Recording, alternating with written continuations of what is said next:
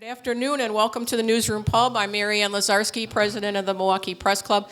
It is great to see a packed house for Senator Johnson. So thank you all for being here, and I hope everybody's able to get a seat or a place to stand. But again, thank you for enduring the rain and being here. So again, I'm happy to be here with Senator Johnson. Just a little bit about him, which I'm sure you all know, but it's worth repeating. He was elected to the U.S. Senate in 2010 after running a successful manufacturing business in Oshkosh, Wisconsin for 30 years. From 2015 to 2021, he was chairman of the Senate Committee on Homeland Security and Governmental Affairs and remains a member of it. He currently serves as ranking member of the Permanent Subcommittee on Investigations and is also a member of the Budget and Finance Committees. He was reelected to his third term in the U.S. Senate in 2022. Before we get started, I would like to thank our event sponsors. Our presenting sponsor is Spectrum News 1. Our supporting sponsor is We Energies. I'd also like to thank our event partner, WISPolitics.com. WISPolitics.com partners with the Press Club for this luncheon as part of its ongoing event series in Milwaukee, sponsored by HB Strategies, Medical College of Wisconsin, Spectrum, UW Milwaukee, and the Wisconsin Transportation Builders Association. Now I'd like to welcome our panel of journalists for today. Charles Benson over here from TMJ4 News, Emilee Fannon from CBS 58 News, and Matt Smith from WISN TV News. Without further ado, please welcome Senator Johnson.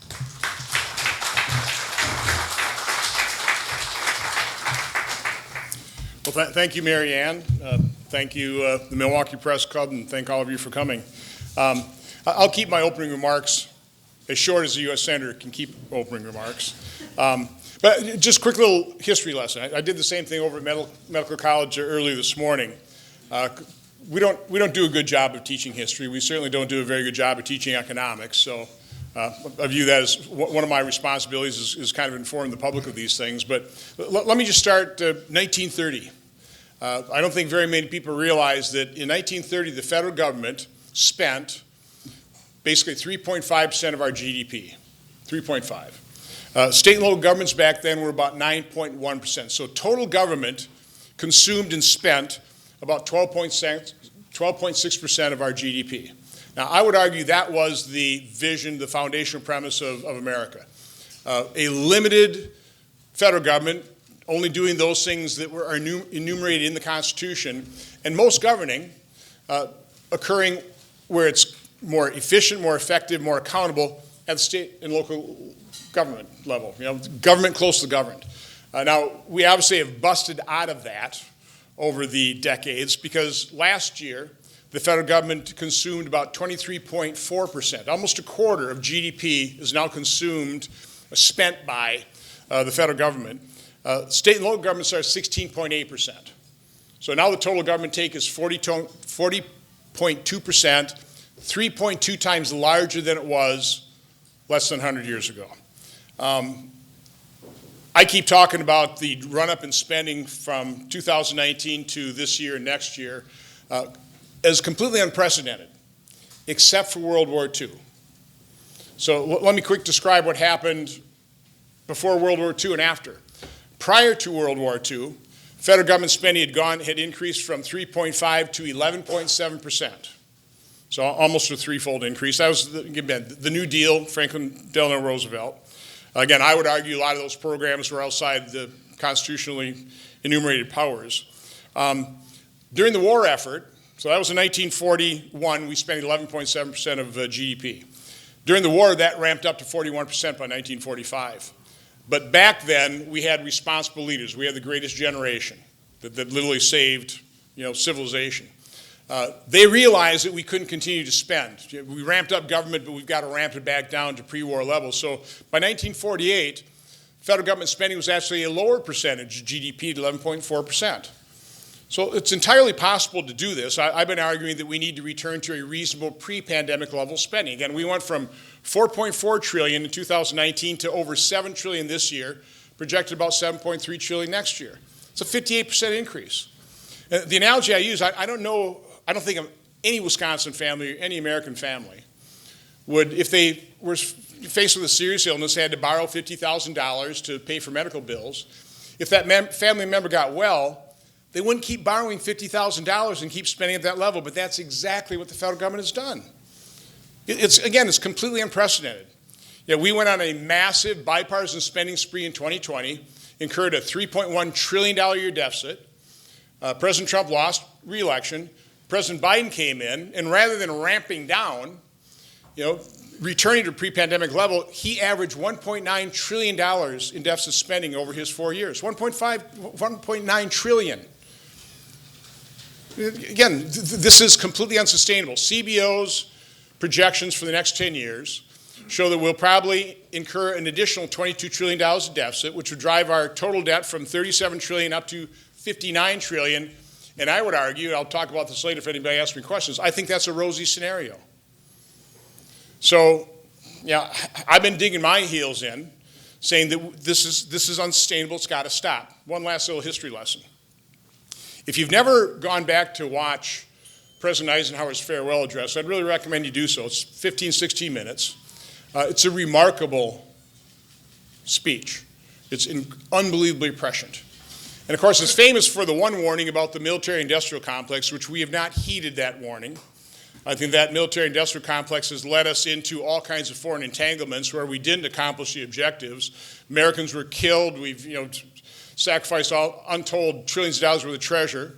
A lot of the enemy forces were killed as well, and we didn't accomplish the objectives. So we didn't heed the warning of Eisenhower on the military-industrial complex, but he also warned us about three other things.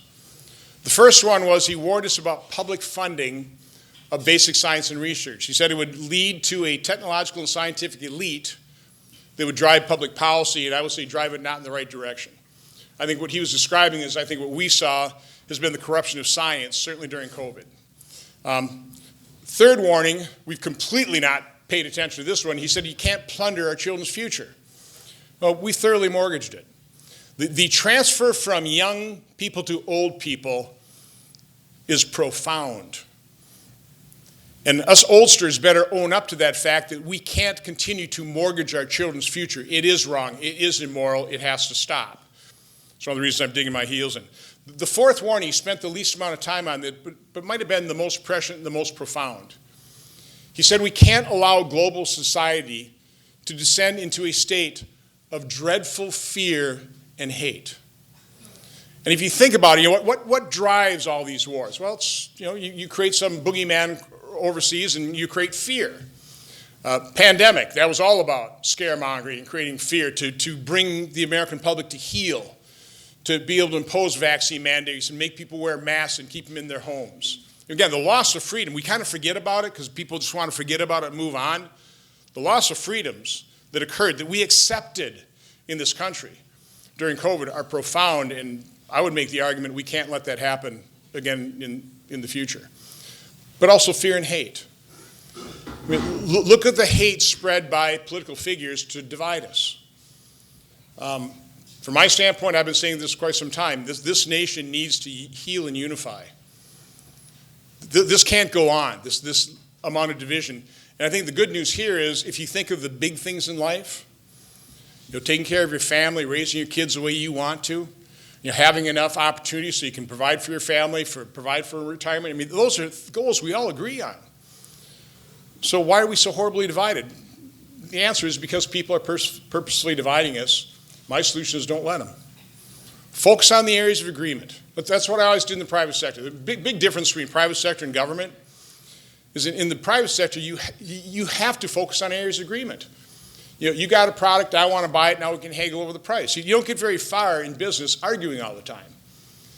Unfortunately, in politics, driving division, driving fear works, which is why I consider ourselves in such a perilous state in this country right now. So with that, that's enough of my opening statement. I'm happy to answer any questions you've got. I guess you've got. I think it's us. I think they get a chance later on, don't they? They do. So store them up, give me some good ones. Senator, you set the stage. Let's look ahead to the president's big, beautiful bill. Your opposition is clear to the bill as it stands coming from the House. First, have you talked with the president at all recently about your concerns? Not since I've been a little more public, but certainly before that, I was in the White House twice with the Budget Committee and the Finance Committee. He's well aware of my desire for pre-pandemic level spending. When I showed him my charts, he said, "I love this. The House ought to love this. Has anybody presented this to him?" I said, "Not yet, but why don't we go over there and present this to him?" He didn't take me up on that offer, and instead we got the one big, beautiful bill that just misses the moment. It's not even close to adequate. So you know the politics of the Senate. You've talked with Speaker Johnson in the House. What specifically would you like to see cut that could pass the Senate and the House and win the president's approval? So I've been very consistent in what my ask would be. I've always said I want the president, I want us as Republicans to commit to a reasonable pre-pandemic level spending. I'll come back to the options I've laid out there, and a process to achieve and maintain it. You have to recognize we've never had a process to control spending at the federal government level. We don't have a budget balance requirement, as most states do, which again forces people to be fiscally responsible.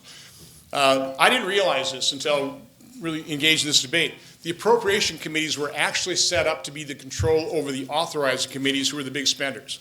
Well, that didn't work. The Budget Act of 1974, that didn't work. Simpson-Bowles didn't work. The Budget Control Act, by the way, did work for 3 years. If you take a look, I sprang out of the Tea Party movement. I still view myself more Tea Party than Republican Party. So President Obama entered office, and the last year of Bush, we spent $3 trillion, 2.98. Obama immediately shot that up to 3.5. He had his infrastructure bill and incurred a $1.4 trillion deficit. First time we ever incurred a deficit over $1.4 trillion. Next couple of years, 1.3, 1.3, then 1.1. But in between that, we had the Tea Party election, and they lost the midterms. That's when I got elected. The pressure the Tea Party put in that process, and again, it was messy. We were always threatening shutdowns and defaults and all that type of thing. But the fact of the matter is, in the last 4 years of the Obama administration, deficits averaged about $550 billion. We literally kept spending flat at about $3.5 trillion for about 5 years in a row. Then it started inching up. When President Trump entered office, on average, the first 3 years, he incurred $809 billion worth of deficit. So it went from 585 to 809. Then, of course, he had COVID, $3.1 trillion in deficit. Then you had the Biden administration, 1.9. Now you've got CBO projecting $2.2 trillion per average over the next 10 years. And again, I think that's hopeful. That's a rosy scenario. Right now, independent people saying that the one big beautiful bill adds about 3.3 to 4 trillion. That's been my calculation. So that means not $2.2 trillion worth of deficits. We're talking about 2.5, 2.6. Going from $37 trillion in debt to over 60. It's clearly unsustainable. And again, who knows what revenue? Who knows impact of taxes other than if you punish success, you get less of it.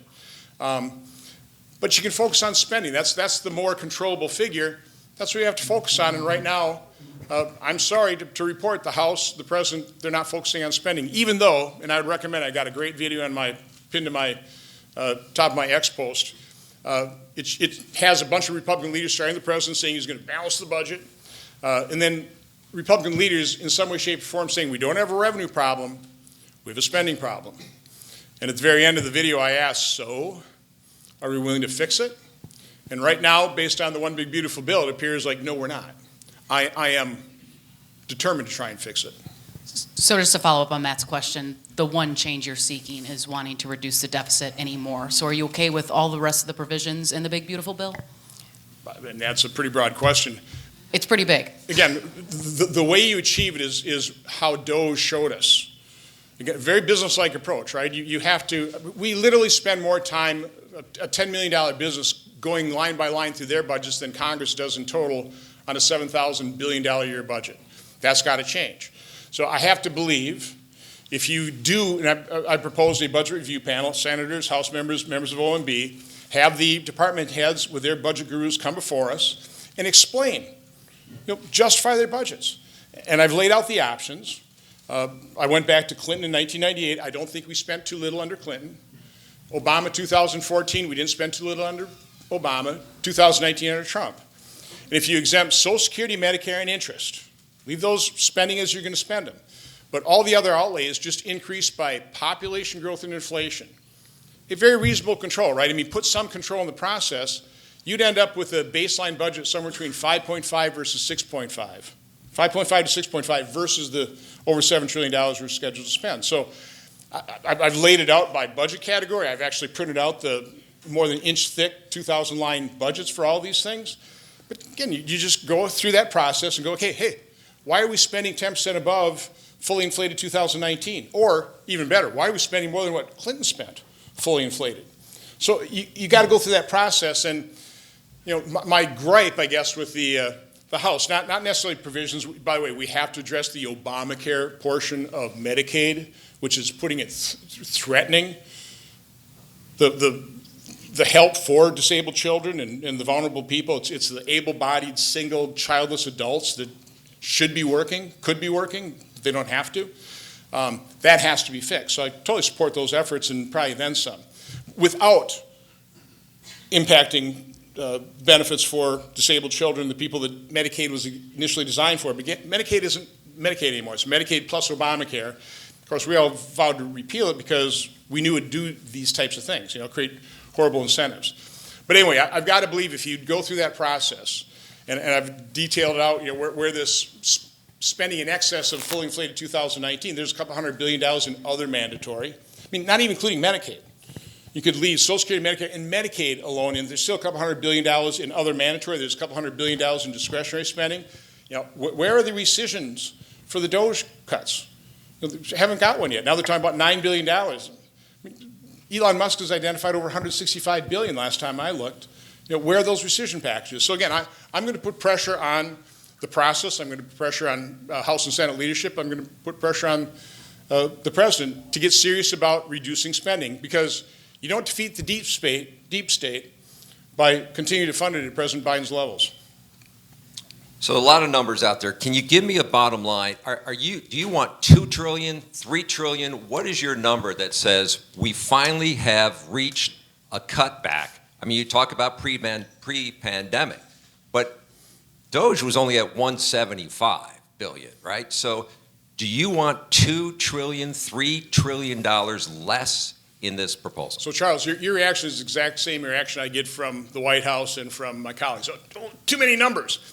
It's a budget process. We're talking numbers. We're talking about mortgaging our kids' future. So again, I've laid it out. So again, it's simple math, Charles.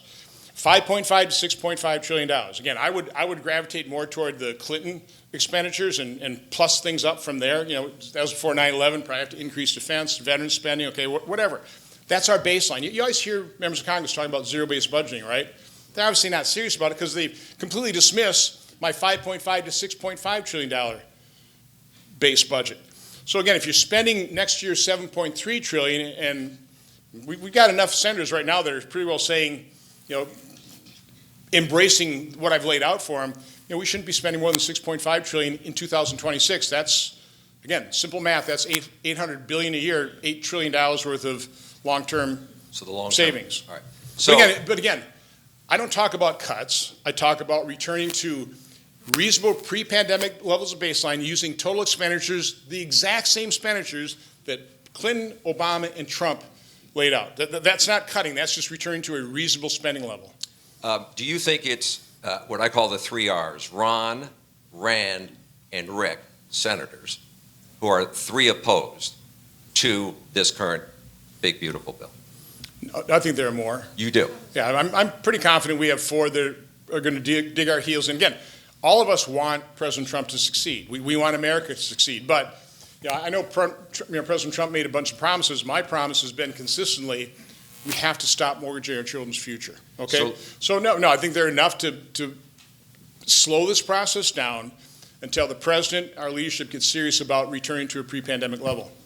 So Medicaid, talk about going back to pre-pandemic, or people are saying cuts, or it's being gutted, that millions of people. Well, sure, that's the language of big spenders, no doubt about it. So let me describe Medicaid, okay? It's not Medicaid anymore. It's Medicaid plus Obamacare.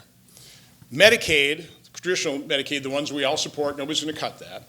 the one that's a threat because of Obamacare, for every dollar a state spends, and again, Medicaid was all designed as a shared responsibility between the state and federal government so that the states are going to administer it.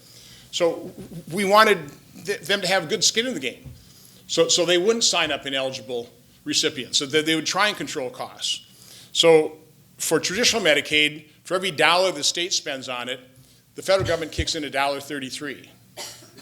For Medicaid expansion for Obamacare, which again is not covering disabled children, it's covering single, able-bodied, working age, childless adults, okay? For every dollar the state spends on Medicaid expansion, the federal government kicks in $9. So that has allowed states to game the system, to suck down all kinds of additional dollar revenue. And here's the best analogy of things like provider taxes and provider fees. Best analogy I can come up with. Let's say I come up to this gentleman right here and say, hey, listen, we've got this knucklehead over here. He's called Uncle Sam. He calls himself Uncle Sam. And if I can entice you to give me $20, okay, I'm going to tell Uncle Sam, this guy just gave me $20, so you said you'd give me 18. And then Uncle Sam gives me 18, I give you $20 back. That is exactly what states are doing. It's not medical fees, it's not medical costs, it's state taxes, state fees that they use to game the system and literally steal money from federal taxpayers. That's what's happening, that's what needs to be fixed. Are you willing to allow the Trump tax cuts to expire to stand your ground and make your point? So I've been very upfront, quite some time. I thought we should have a three-step process. Not one big, beautiful bill, because I knew it was complex, and I feared that they wouldn't take spending reductions seriously. So my approach always would have been provide the border funding, and we have to dramatically sharpen our pencil on that. I proved that in a hearing with the DH Secretary Noem. Defense, border security, defense spending. In the Senate first bill, we would have seen $850 billion of real spending reductions, because I insisted with Lindsey Graham that we're going to pay for that spending as it's spent, $85.5 billion a year times 10 is $850. So that's more than half of what the House is supposedly delivering. Would have done that. I would have banked those savings. That would have been the first step. Second step, I would have just extended current tax law. I don't want an automatic tax increase. I want to bring certainty to the economy. So I would have done that just on its own. Then we'd have to start grappling with the big, beautiful bill. But now that we didn't do it that way, time has shrunk, so now it's got to be a two-step process. Border, defense, bank what's, use the good work of the House. See if we can add to it for real spending reductions, extend current tax law, and we're going to have to bump the debt ceiling. I only want to do it probably to get us through next year, and even that will be a shocking amount. We're going to have to increase the debt ceiling about $2.5 trillion just to get through to about March of 2026. Now, that ought to shock everybody, but the reason I want to do that is I want to keep pressure on the system or process so that we can come back, force a process to achieve it and maintain it, a line-by-line examination, forensic audit of all this federal spending. And again, I've got to believe $7,000 billion worth of spending, if you eliminate a lot of it, nobody would even know except for the grifters who are sucking down the waste and pork. So again, but you got to do the work. We're not doing the work. We're exempting most spending, taking a look at a couple programs, afraid of the political blowback, the lies, being told about Medicaid, for example. Oh, can't touch that. And that's why we're $37 trillion in debt.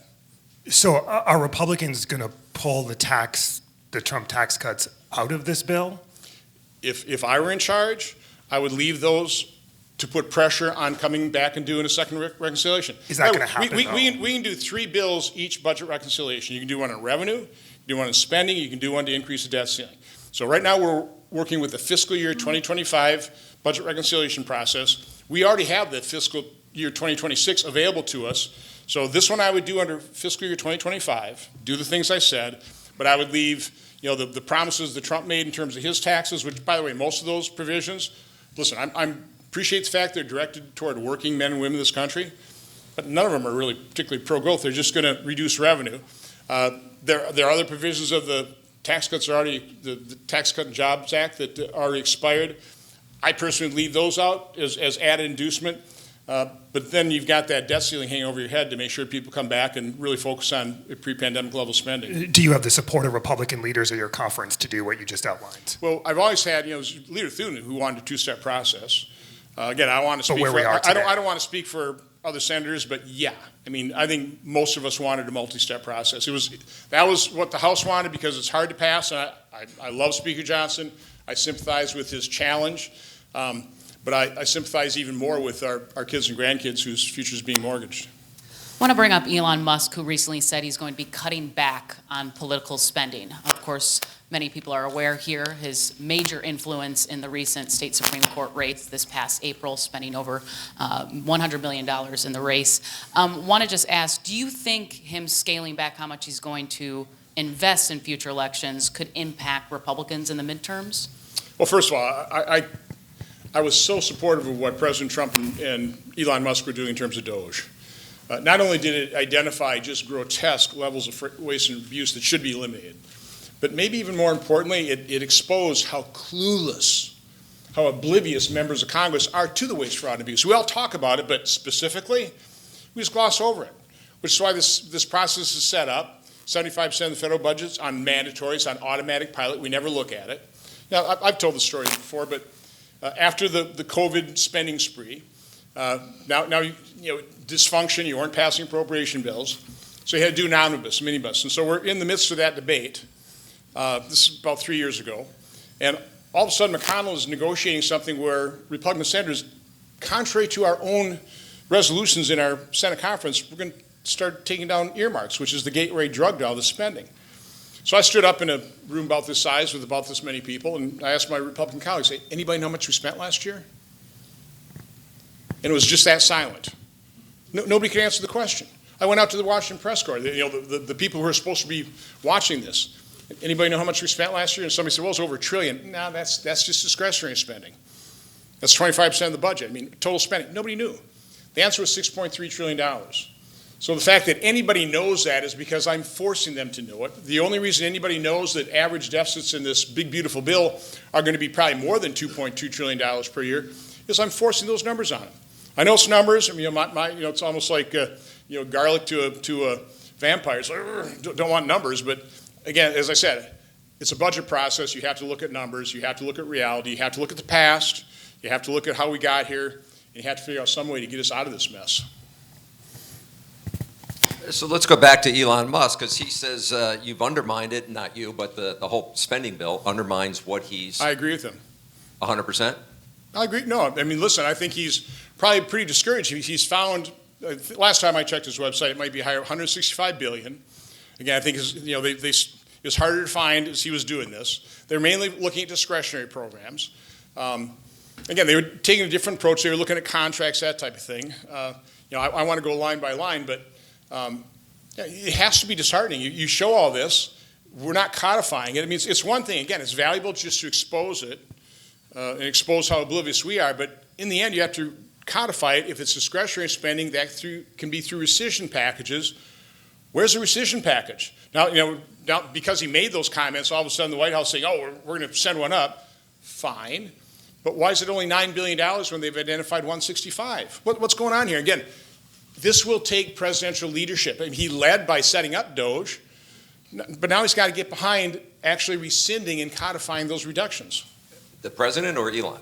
The president. Okay. So again, I sympathize with Elon being pretty discouraged here. I mean, but do you think his star has faded? We've been asking literally for months, send us up a weekly rescission package. You package up the most egregious and grotesque examples of waste, fraud, and abuse, load in some other stuff that ought to be rescinded, send it up, and then the president's got to get behind it. I mean, rather than try and twist my arm to pass a one big beautiful bill that doesn't meet the moment, he ought to be twisting members of the House and the Senate that aren't willing to cut the waste, fraud, and abuse. Well, you look at his result, and I saw something that the Government Accountability Office put out an estimate on how much money is lost every year by fraud.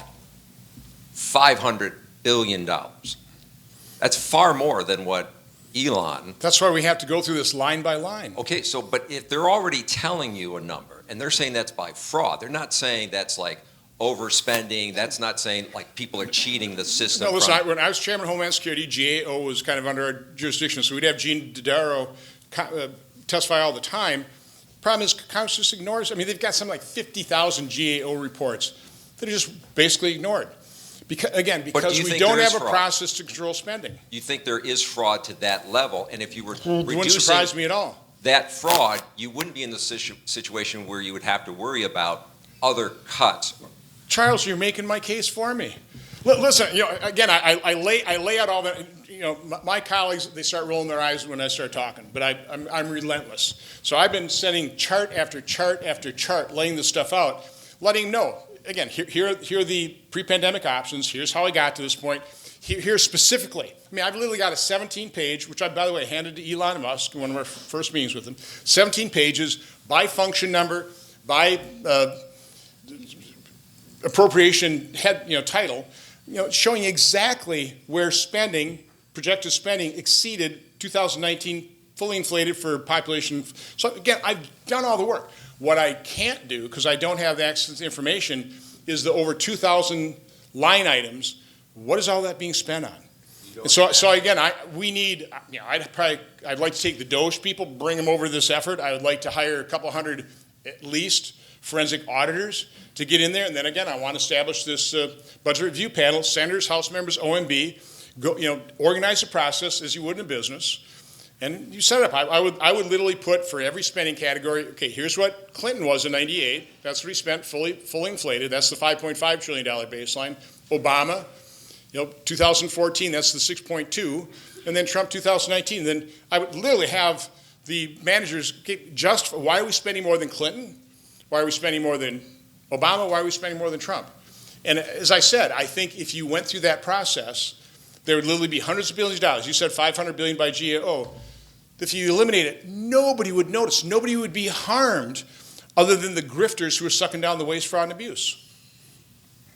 To put a bow, just to put a bow on It's kind of hard this to bill. argue with, isn't it? To put a bow on the bill, I mean, are you prepared essentially for President Trump to come after you and blow you up for attempting to take down his legislative agenda? There's no amount of pressure that President Trump can apply to me that exceeds the pressure I feel, the promises I made to stop mortgaging our kids' future. So my loyalty is to the future of this country. My loyalty is our kids and grandkids whose future is being diminished because of what we've done to them. Already it's been diminished. I mean, all of our lives have been diminished because of 40-year high inflation. So I just did, I think Tucker's, he interviewed me on Monday, and he asked me, what does a debt crisis look like? So I segregated it in two parts. There's a chronic debt crisis, which we've been living through for decades, and then there's the acute debt crisis. The chronic one is the devaluation of the currency. So you go back to Clinton in 1998, and a dollar you held in 1998 is worth 51 cents. Does that shock anybody? It should. A dollar you held when I ran for election in 2010 is worth 68 cents. A dollar you held under Obama in 2014 is worth 74 cents. A dollar you held just in 2019 is only worth 80 cents. And of course, it devalued pretty quickly, which people really noticed it, versus the constant drip of devaluation that's been occurring over decades. So that's the chronic debt crisis. An acute one is what I hope we don't ever feel, but this is what I'm trying to avoid. That's where you have bond markets fail. We have a failure of the auction. And we're already seeing that global creditors are buying gold. They're not buying U.S. bonds. And so it's pushing up the interest rate they're having to pay. CBOs, one of the reasons they say it's a rosy scenario, they're assuming in this latest projection that our interest costs will be 3.3%. I think the 50-year average that we paid last 50 years, the average we paid on federal government debt's over 5%. So if you can increase that from 3.3 to 4.3, tack on a few more $1 trillion onto that $22 trillion deficit. Again, I know these numbers. I'm an accountant. I'm trying to get my colleagues to notice this as well. I'm trying to get the president to understand this and acknowledge it as well. But no, I'm not looking forward to it. I support President Trump. I want him to succeed. I want America to succeed.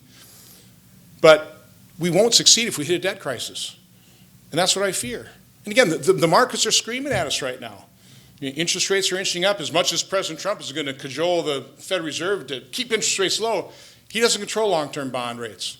That's controlled by how many people are willing to assume and buy that debt, buy those bonds, and at what price. I mean, they say, yeah, well, I'll loan you money, but not at that interest rate. You've got to compensate me for the increasing risk because you're going insolvent. Last week, Senator, you requested 28 former Biden cabinet members to come voluntarily testify before your subcommittee on Homeland Security. You said to talk about, quote, their knowledge of President Biden's cognitive health in decline.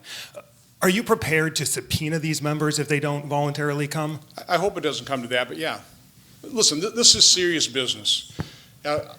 We passed the 25th Amendment for a reason. And it's even more important now, where the president has the nuclear codes.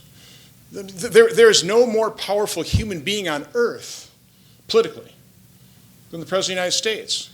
We can't afford to have one that is infirm, that's not mentally competent, that isn't capable of making the unbelievable decisions the president has to make.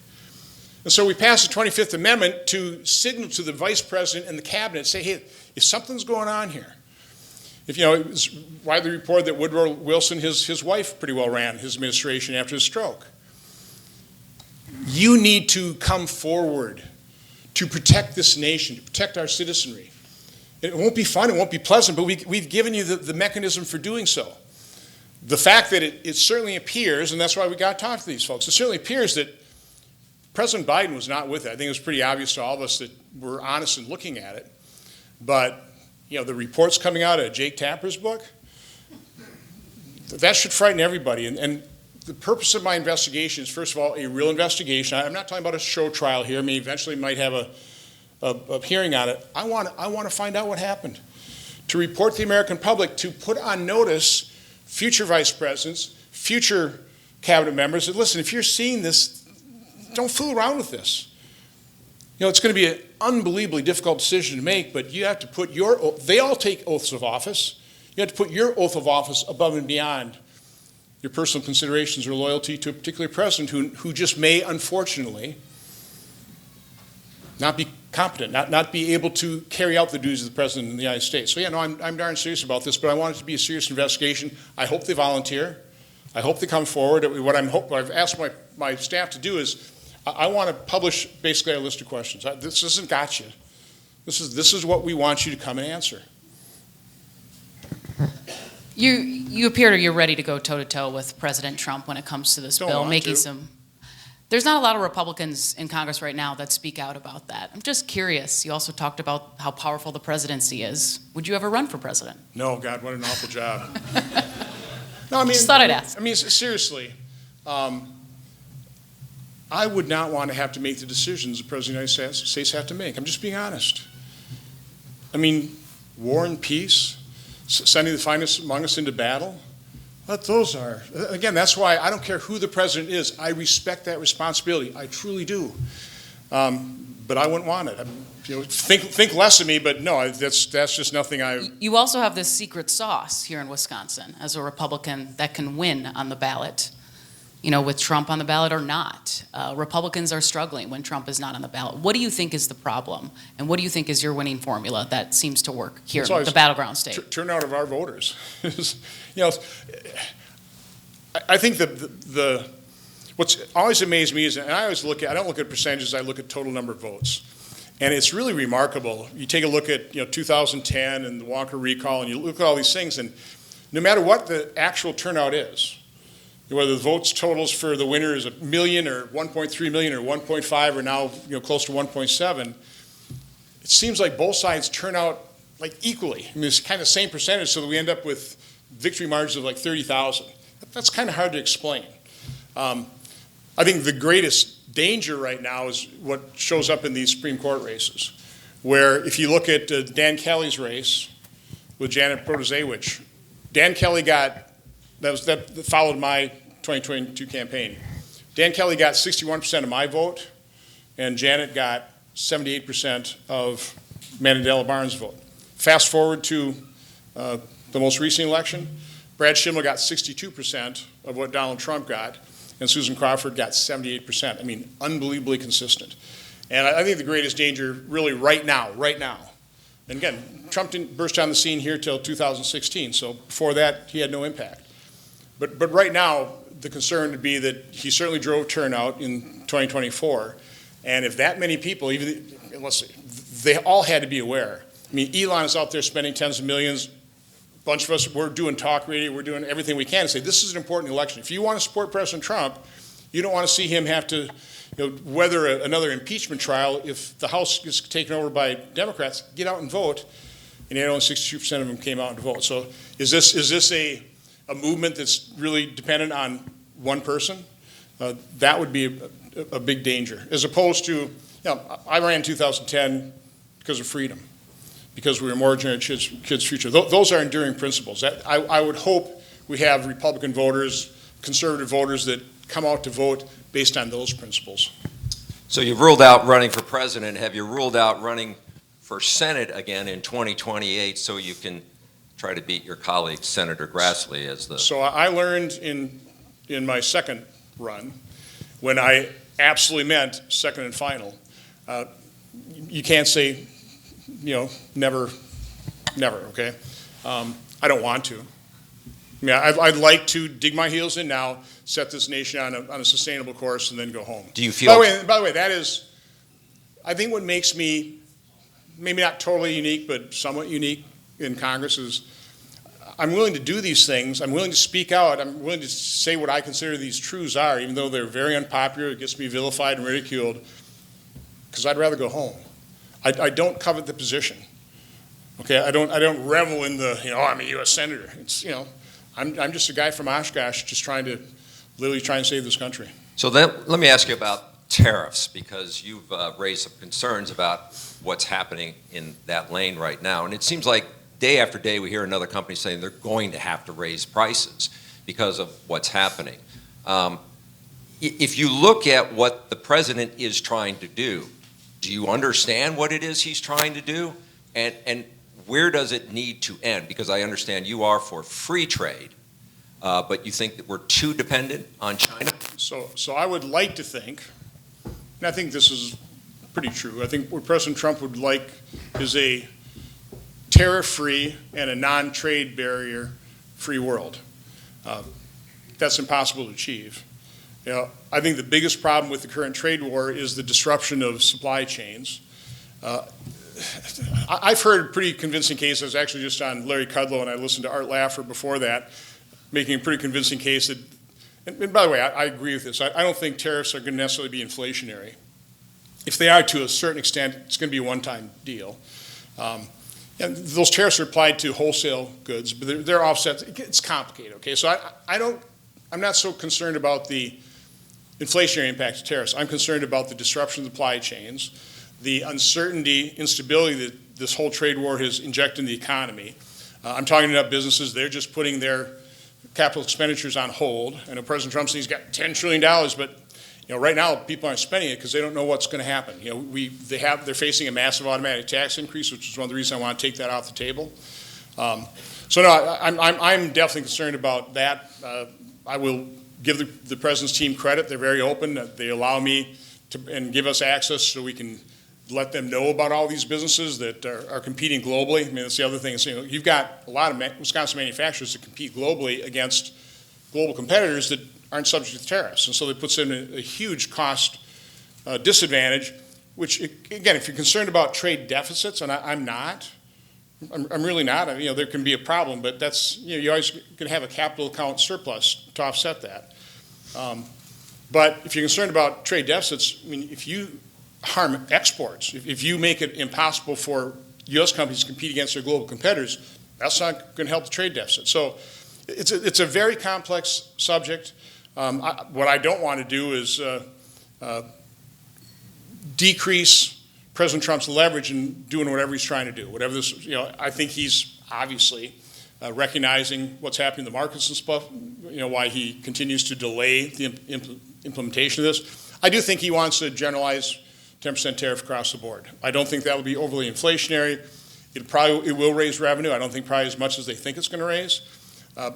I'm not particularly fond of that because I don't want, again, I want to raise revenue by increasing taxes, and tariffs are a tax. There's an argument who pays for it. Okay, the incidence tax is always hard to pinpoint, but I don't want to keep funding the deep state. So again, that's why I'm focusing on spending. I don't want to raise taxes. Again, extend current tax law as awful as it is. I'd love to simplify and rationalize our tax code, but I'm not a huge supporter of the tariff or the trade war, obviously. Back to your role on the investigations subcommittee, are you really planning to hold a hearing on what actually happened on 9/11? You made comments on a podcast that you so made. just to explain how I got embroiled in this, the then chairman of the permanent subcommittee, I'm a ranking member, decided to investigate the Saudi negotiation with the PGA. And I'm thinking, guys, let them do this negotiation. If we can bring back I'm a golf fan. I love watching the best compete. Man, if they can accomplish something, let them do it. I mean, let's not involve Congress in that. We got enough things that we get involved in and mess up. But because he held that, it was a pretty popular hearing. So prior to that hearing, I got all these members of 9/11 families coming up.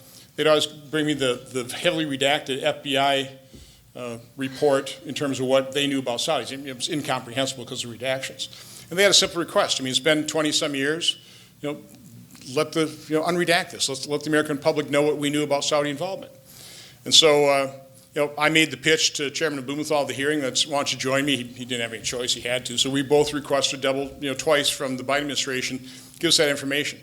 Having done that, now you get a lot of information, just like COVID. I just am a recipient of all kinds of information.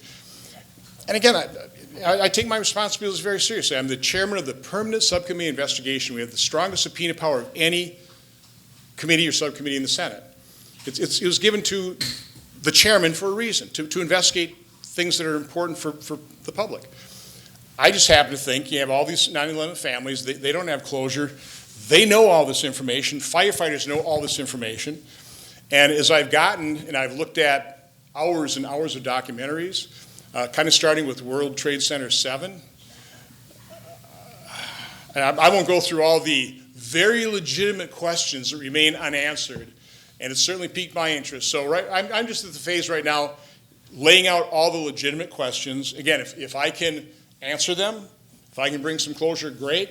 If we can't, we may have to further this investigation. Again, what's nice is, because of people like Tucker, and that kind of sparked it further when he interviewed Kurt Weldon, who has a great deal of information of certainly what happened before in the cover-up. But I appreciate the fact that people like Tucker have expanded the Overton window. And if you don't know what that is, that's just what's acceptable to talk about.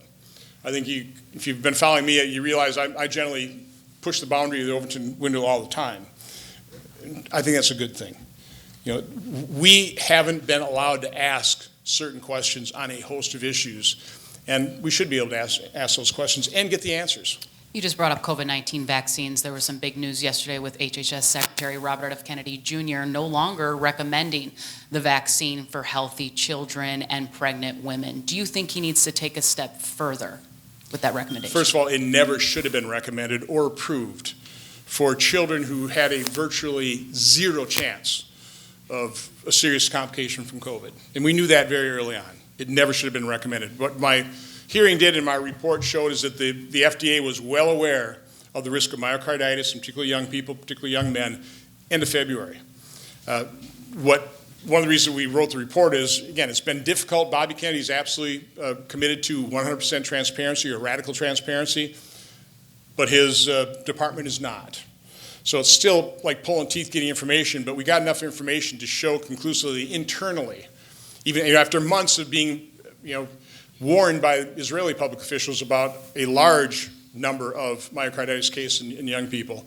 As they're debating this internally, whether they should do a health alert network, somebody asked a question, well, so do we have a safety signal?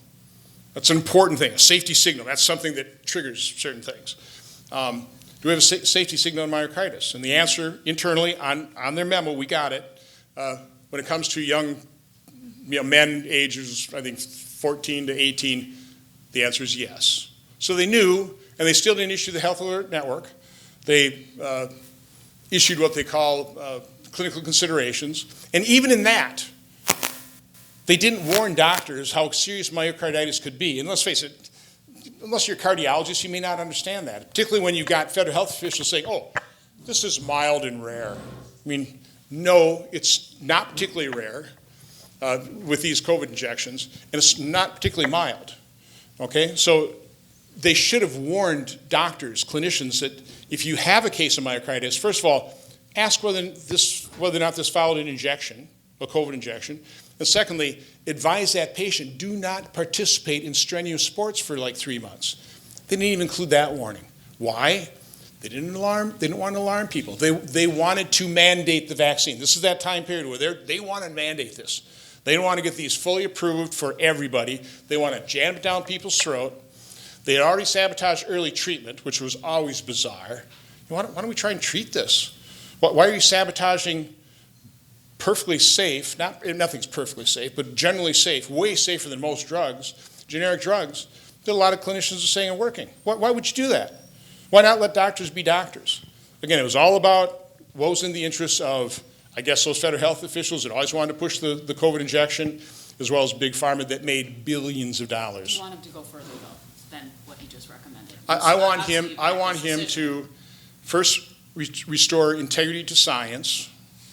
I don't want him getting out ahead of where the science that is going to be pretty much irrefutable allows him to go, because I know people are just waiting to pounce on him. So I understand, trust me, I understand the people that have been battling in this medical freedom movement that have been totally opposed to the injections, want to take him down. They're disappointed that he didn't take him down. But I completely respect and understand why he's got to take it step by step. I appreciate what he did. At least we're not going to subject our children to them anymore. This will be the last question from us, and then get your questions ready out there. You have called the war, Russia's war in Ukraine, a bloody stalemate, a proxy war between the West and Russia. Lately, President Trump has been saying, I don't know what the hell happened to Putin. He has gone absolutely crazy. Do you think the president is learning what many people have already understood about Putin, that he cannot be trusted? He is a dictator. And has that changed your opinion about where the United States should position itself in helping Ukraine through this? Well, my guess is the president pretty well knew what Putin was, a war criminal, somebody who started a war that shouldn't have been started. But I think he also came to the position that war could have been prevented. And I remember being briefed in the SCIF this during COVID, so we're all in a big room apart from each other. And I met afterwards with then my ranking member. I was chairman of the European subcommittee. I've gone to Ukraine a number of times. I was the only member of Congress who went to Zelensky's inauguration. I went back a couple months later when Zelensky told myself and Chris Murphy, I got to do a peace deal with Putin. I can't dislodge him from Crimea. I can't dislodge him from Eastern Ukraine. It won't be popular, but I've got to do that. So I've got that perspective. So I told Mike Lee and Chris Murphy were there. I said, we could prevent this war. This is when they were talking about the buildup, that type of thing. So do two things. We could just declare that we're not going to allow Ukraine into NATO. And if we had to, we could probably put a tripwire group of NATO soldiers in there. Because the Biden administration did not visibly, publicly arm Ukraine to deter Russia. They did nothing. They let this war happen. It never should happen. So I think that's exactly the position of Trump.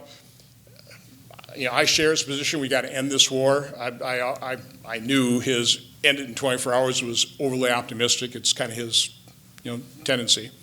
I think, again, I appreciate the fact he went the extra mile. It's like, just what can we do? And I think he's coming to the realization that those steps, did not work on Putin. And again, I don't think this is like, oh, now I know what Putin's like. No, I think he just, again, Trump's a negotiator. Kept saying, don't trust him. Yeah, Trump's a negotiator. I remember in 2016 when, as a candidate, I'm on the same ballot with him, and I heard him say, when it comes to foreign policy, we're way too predictable. And at the time, I thought, man, that's the wrong answer. But I was wrong. I mean, there are moments when you need to be unpredictable. And I think Trump has actually played that unpredictability card pretty effectively. And a lot of people won't give him credit for that, but I think he really has. And by the way, let me end on this story. Because I told him this. I said, where you really got my support was when I ran down a drone. And everybody, the drums of war were beating. He's got to retaliate, And literally at the 12th hour, before they initiated the retaliation attack, Trump asked the most important question. Particularly the question that, as John F. Kennedy said, the number one goal of U.S. president is to keep America out of war, keep the peace. Trump asked a relevant question. He said, hey, how much did that drone cost? And the answer was a couple $1 million. And then he asked the next question, well, how many people are going to die in this retaliation? There's a few hundred. And I think Trump absolutely made the right call going, it's not worth it. I mean, let's face it, most of those couple hundred people that died, yeah, okay, they're soldiers for the evil Iranian regime, but they're just doing their duty just like other soldiers for other countries. So that kind of gets back to the dreadful fear and hate. We need to be very sober. We should reassess what our foreign entanglements were, what our goals were, what it cost us in lives, in treasure, what it cost the other side in lives. Did we achieve the goals? And I think if you go back to Vietnam, and I hate saying this so close to Memorial Day because I truly believe people who served and sacrificed are the finest among us. But man, they've sacrificed for some causes that, I was in Hanoi recently. We never should have bombed Hanoi. We never should have been at war with those people. Even now, like 97% of Vietnamese love America, even after what happened in the Vietnam War, because they're industrious, they're entrepreneurial, they value what we value, which is freedom and peace. I want our country to be valuing peace again. Try and rein in the military-industrial complex. Try and rein in government, because as government grows, our freedoms necessarily recede. And try and go back to that foundational premise of America, which is a limited federal government. We have to have learned that the federal government just screws more things up than fixes them. So just be realistic about that way. But anyway, appreciate the questions. That is a good way to end. Thank you to our journalists. Now, we have a lot of questions. So please keep your questions as brief as possible so that we can get through all of your questions, or as many as possible. And identify yourself when you ask your question. Start. Hi, my name is Eric Fanning. I live in Wauwatosa. And real quickly, I received this from a friend. Stopped by ICE at Target in New Berlin off of Moreland Road. Came up to me and my mom, asked for IDs and other forms of identification, showed him my school ID, credit cards. Told us we should carry our passports because other officers might ask for more. Third generation Mexican American and have lived in Wisconsin my whole life. Again, this guy has no criminal record and he's a native born American. So I'd like to ask you, Senator Johnson, as a member of a co-equal branch, Article 1 of the Constitution, what are you doing to protect your constituents from this type of unlawful behavior and profiling by the executive branch? What are you doing? Are you speaking to the executive branch? And when you talk about budgets, ICE's budget is growing exponentially this year. And you talk about cuts. You haven't mentioned that. You haven't mentioned the billionaires tightening their belts at all. I'm sure everyone else notices as well. You're talking about a lot of cuts, but not asking for a tax cut for the billionaires. Or you are asking, I should say. And not to mention you have the 20% LLC cut that was your baby that blew up the deficits in 2017, sir. Not 2020. 2017, those deficits blew up thanks to your 20% LLC. Thank you. So I'll confine myself to the first question. Listen, we're a nation of immigrants. I think it's indisputable that has made country that we value and we love as strong as it is. But we have to have a secure border. We have to have a functioning legal immigration system.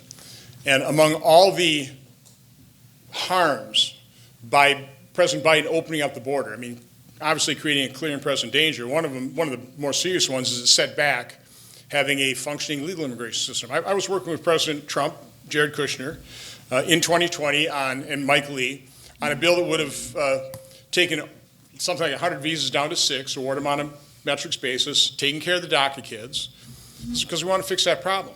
The problem is Biden, and if you're not willing to acknowledge the harm caused by opening up our border completely unvetted, the violent gang members, the members of transnational criminal organizations, the sex, the human, the drug traffickers, the funding of some of those evil people on the planet to the tunes of tens of billions of dollars a year, if you're not willing to acknowledge that has to be fixed. Again, they didn't go through due process to get in here, other than the Biden administration gave them due process, like process them in less than an hour and just let them in We got to fix that problem first. So I understand. No, I don't like that. Okay, but we have to recognize that this is a mess, a massive mess created by Biden, and President Trump's trying to fix it. It's not going to be perfect. Thank you for your comments today. I'm Ann Batiste. I'm co-chair of Peace Action of Wisconsin.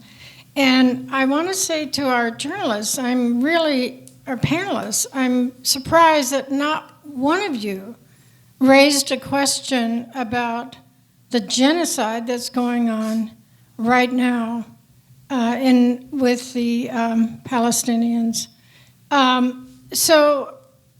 Senator Johnson, you have said that you want us to stop these foreign entanglements. That also, of course, affects the budget, or should affect the budget. But it affects the pain and suffering that we have imposed, frankly, on the world.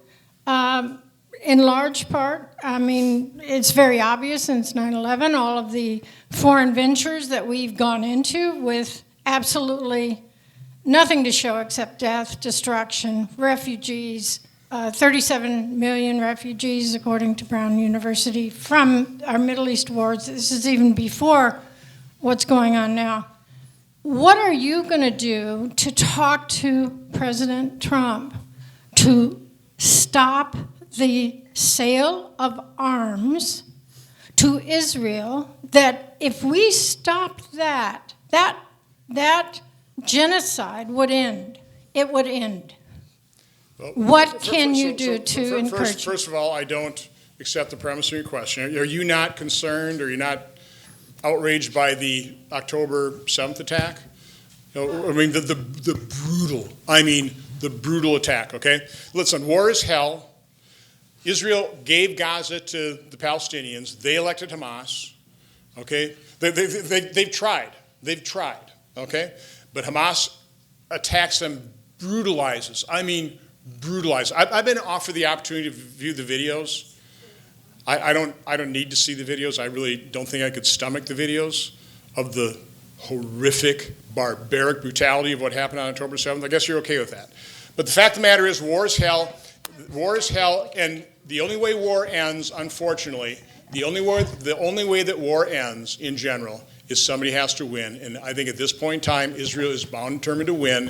It'd be nice if Hamas would give up, turn in their arms. They're not even allowing Palestinian citizens right now to get the aid they're trying to provide them, okay? Hamas is an evil organization, and I defend Israel's right to defend itself. Yeah, Senator Johnson, thank you for being here, number one. Love a numbers guy. 7.2 million job vacancies in America today. It's been up as high as 10 million. There's 78 million low and moderate income consumer workers in the American workforce, workable, and 56 million LMI workers in the American workforce. The single greatest factor keeping people out of the workforce are government benefits cliffs, where if somebody takes $1 increase in wage, they lose certain benefits. It keeps them from taking higher paying jobs. Held a hearing on this. And keeps them out of the workforce, in fact. That's over 20 million that are impacted. Would you be willing to consider legislation, cost neutral, doesn't cost the government more money, that fixes the benefits cliff in order to help people fill those vacancies? Easier said than done, but absolutely. I mean, that's a problem here. Again, I held a hearing on it to point that out. I can't remember the numbers, but we had head of Philadelphia or Pennsylvania's welfare department. He described like a single mom, could work and earn up to something like $27,000, but then it would take her to earn $65,000 to benefit even $1 from additional work effort. So she stops. But I think it's actually more pernicious than that. I think just in general, we pay people not to work. Obama pretty well removed all the work requirements out of so many of these federal programs that, Tommy Thompson and showed the way here in Wisconsin, then Bill Clinton enacted with Newt Gingrich. So again, we've removed those. So again, we incentivize people not to work. There's a great article written by Nick Eberstadt. He's a demographer for AEI, and he wrote it. It's called The Miserable 21st Century. It's kind of title I'd probably have penned something on. But in there, he's talking about 20% of working age males permanently out of the workforce. A lot of them on Medicaid, because we've allowed them to be on Medicaid. They use their Medicaid card, and I've gotten pushback on here, although it's true, they use those Medicaid cards to get opioids at a fraction of the cost. $3 a prescription, sell them for thousands of dollars to supplement their income. So unless we're honest with what the federal government, the negative, and I'll say unintended consequences, but dramatically negative consequences, we don't have hope. So again, that's why my approach is spending, spending, spending, acknowledging the fact that the government exacerbates or causes more problems than it actually solves. Recognize that constitutional framework where the federal government should only do what the Constitution enumerates it to do. Other governing ought to be close to the government, states, and the power resides with the people. But the people are giving up their power. When you've got government consuming 40% of GDP, we're 60% free. Because they're either taxing us or they're borrowing money that is mortgaging our future. So people need to equate those two things and realize, the reason we had 40-year high inflation is because of massive government overreach and massive government deficit spending. Hello, my name is Angela. I am a local business owner. I am a CPA and a former auditor. So I came here wanting to ask a different question, but I am going to keep it very brief. I really do try to find common ground, and I appreciate your perspective of we don't want to mortgage our children and grandchildren's future. And my question is, relative to that, can you speak about the environment and how can we not mortgage the future of our children living in a beautiful earth? Well, first of all, I think that's something we all agree on. We want a pristine environment. I mean, I love the outdoors. I want clean water. Where we may part companies, I think CO2 is plant food. And we are inflicting self-inflicted wounds on us trying to change the course of climate change. Climate's always changed, always will. We spent something like $5 to $6 trillion globally.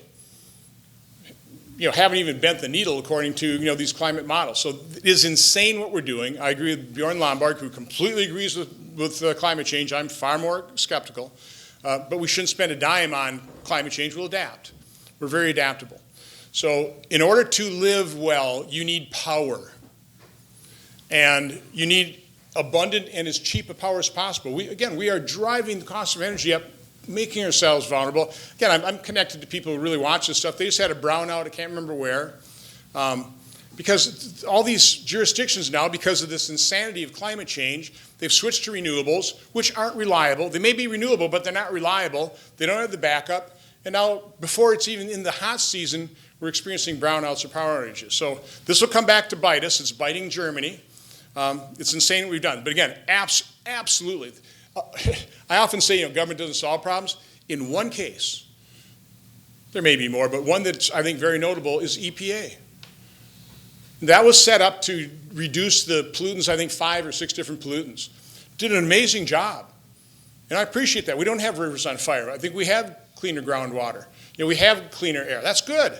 Now, what EPA should have done is pretty well closed up shop and monitored other things rather than become an entity of itself, lobbying to control CO2, which, again, I will point out is plant food. And I have published or made note of the fact that there's a group of individuals led by 2 Nobel laureate physicists who say we do not have a climate crisis, signed by some like 1,800 different scientists and business leaders. So, again, if it's climate change you're talking about, we're just at cross purposes. I completely disagree. Hi, I'm Ruth Kana from the Wisconsin Examiner. Senator, I was struck by something you said about federal government cuts, that nobody would be harmed other than the grifters who are sucking down the waste, fraud, and abuse. I talked to a young woman who goes to UWM yesterday who has lupus and is one of the many Badger Care recipients who's very worried about losing her Medicaid coverage because the House bill will cost Wisconsin about $17 billion, it looks like, in Medicaid cuts. And she is scared, and she describes other people that she knows as being really scared. She can't afford her lupus medication on her own. And so I'm interested in what comments you have to make to the folks in Wisconsin who are really afraid that they're going to be thrown on the mercy of the private market. Your colleague Josh Hawley has mentioned this for his constituents, he says, who are, hardworking, low-income people. They cannot afford health insurance. The Medicaid cuts are going to really hurt them. What are your thoughts on that? So again, I'll go back to my basic point. I think I mentioned Elon Musk in my little video saying if we don't fix this, we won't have money for any of this. Nobody wants the truly vulnerable to lose those benefits of Medicaid. But again, Obamacare expanded the waste, fraud, and abuse in Medicaid, expanded the number of people on it, when, a lot of these people ought to really be getting a job, as this gentleman pointed out, how many job openings remain open, because we pay people not to work. So again, nobody, we all want to help people who can't help themselves. We want to help people help themselves. But we don't want to mortgage our future.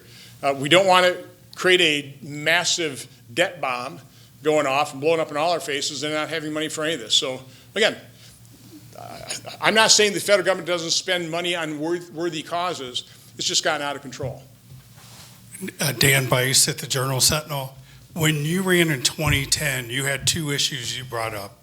One, eliminate Obamacare, and two, to get rid of, to lower or eliminate the debt and deficit. On both issues, you've failed pretty miserably. What makes you think you're going to succeed this time on those two issues? This is the absolute best opportunity we've had. Again, I would say we, to a certain extent, exceeded the Tea Party. I don't know, they pointed out here at Wisconsin Medical College, but because the Tea Party, Obama had spent deficit of 1.4, 1.3, and 1.3. Tea Party got into power, we started having all these budget fights, that type of thing. And all of a sudden, Obama's down to deficits of around $500 billion. And spending just flattened out. I mean, it's really amazing. For about 5 or 6 years, just stayed at 3.5 trillion. Now, it jumped from 3 to 3.5 trillion, then stayed level. But that was kind of a success. I mean, you can not acknowledge it. We actually, because of the Budget Control Act, we reduced discretionary spending for 3 years in a row. Okay, now I would have gone further. I would have done cut, cap, and balance. I was supportive of that, but leadership pulled that. So again, you only have so much power as a U.S. Senator. Right now I'm in a position where the ball's in our court. I'm pointing out what I think is the obvious, but it hasn't been pointed out, like the numbers, that this is going to add to the deficit. And I'm pointing out that the number one goal of this Republican reconciliation ought to be to not increase the deficit. Our goal last time around this thing was we've got to free the economy. We need to incentivize economic growth. I thought we did a pretty good job of that, quite honestly. Imperfectly, again, that's not the bill I would have passed. I would have tried to simplify and rationalize the tax code more then, but you only have so much sway. By the way, I'm the guy in 2017 when the House passed what Trump promised was a 20% tax rate for C-Corps, only 5% of American businesses. I'm the guy that screamed, dug my heels and said, I'm not voting for this until you make sure that every American businesses, all the mom and pop shops, all the small businesses, all the pass-through entities, all get a tax cut. And again, I got the snarly phone calls in the middle of the night from the Oval Office. I got all the vilification from Wisconsin Talk Radio, generally my supporters and friends. But again, I thought this was more important. You said you had limited power, but you just told us you were a guy from Oshkosh who was trying to save the nation. Are you discouraged at all with how little you've been able to accomplish on these two things? Yeah, I think you're being unkind, but that's fine. That's kind of your profile. No, listen, I'm actually pretty proud of some of the stuff I've done. Right to try, that has saved people's lives. I passed a bill that saved people's lives. I think, quite honestly, my advocacy for early treatment saved people's lives.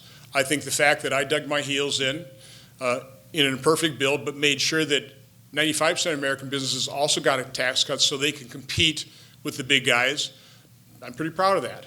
And if I can, in any way, shape, or form, make sure that this one big, beautiful bill doesn't add the deficit, but starts spending, driving the spending curve down, I'll be reasonably proud of that. But no, it's enormously frustrating. I mean, I wish we would have come in, galloping in town and our debt, stopped at 14 trillion and didn't go any further. But that's not been the process. Not my fault. It's because vast majority of Americans, the vast majority of members of Congress, the vast majority of presidents just keep whistling by the graveyard. There's not a whole lot of pressure to reduce spending because, as you're hearing, everybody loves their federal spending. That's not really spending. That's an investment. This is vital. And they're not looking at the big picture. They're not looking at the loss of freedom. They're not looking at how ineffective the federal government is. They're not looking how a third-party payer system has removed the benefits of a free market system. That's, just quick, two areas of our economy that were habitually dissatisfied with: education and health care. They share one thing in common. They're by and large monopolies or oligopolies. And so we've removed the benefit of a free market system which guarantees the lowest possible price and cost, the best possible level of quality and customer service. Gee, wouldn't that be nice to have in healthcare and in education? We don't have either because government involvement allowing the monopolies occurring in those two sectors of our economy. Okay, Senator, we have one last question from the audience. Hello, my name's Ann Ritchie. I live in Milwaukee. I'm a member of First Unitarian Church. It seems to me like the strategy of the DOGE cuts is, in some ways, trying to make services like inaccessible, unavailable to be used so that politicians can say, oh, we didn't cut them. And I feel like the same thing is maybe going to be happening with the Medicaid cuts, that they're going to be putting these work requirements in. Now, actually, 92% of childless adults receiving Medicaid actually do work. And when this was tried in Arkansas, it didn't increase people working, and it actually just took 18,000 people off the rolls because of things like a lot of people who didn't have access to the internet. They couldn't figure out how to use the system. They didn't have computer skills. So there were a lot of those kinds of things that were interfering with people who were actually working, being able to get their benefits. So it looks to me, I mean, I heard that at least 2,000 childless adults may lose their benefits in Wisconsin. What do you plan to do to help these people who are not going to have medical insurance, are going to end up with a lot of medical debt? So first of all, I don't necessarily agree with whatever stats you were talking about there. I think work requirements have worked time and time again with different programs. There's some realities you're kind of missing out. Do you think it's fair that the federal government reimburses a single, a state for a single adult more than, dramatically more than they do for a disabled child? Do you think it's fair that now Medicaid, in many cases, because they're gaming the system, because that 9-to-1 match, Medicaid is often paying more than Medicare for medical procedures. So again, the problem with what Obamacare did, which is now Medicaid expansion, it has completely distorted the incentives for the states to control things so it doesn't get out of control. And when you're out of control spending, you threaten the benefits for the very people you want to protect that I want to protect as well. So again, you can deny what Obamacare has done to a Medicaid system, to our healthcare system in general, but I would argue it hasn't been good. Okay? But thank you all for coming. Appreciate the questions. Yes, thank you very much, and thank you to our journalists again.